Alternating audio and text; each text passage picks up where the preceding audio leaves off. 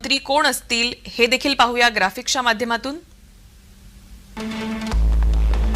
देवेंद्र फडणवीस मुख्यमंत्रीपदी त्यांचं नाव केव्हाही जाहीर होऊ शकतं अशी परिस्थिती आहे। गिरीश महाजन संकटमोचक भाजपचे यांचं नाव या यादीमध्ये समाविष्ट असू शकतं। रवींद्र चव्हाण फडणवीस यांचे निकटवर्तीय मानले जातात, यांचं नाव, त्यासोबतच मंगल प्रभात लोढा यांचा देखील समावेश होऊ शकतो।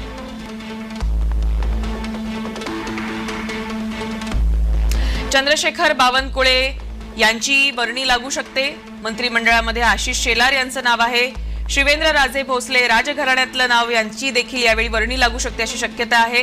त्याच पद्धतीने सुधीर मुनगंटीवार जुने नेते भाजपचे,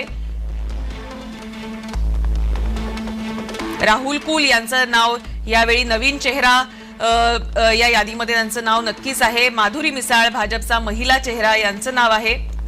संजय कुटे भाजपचा ओबीसी चेहरा,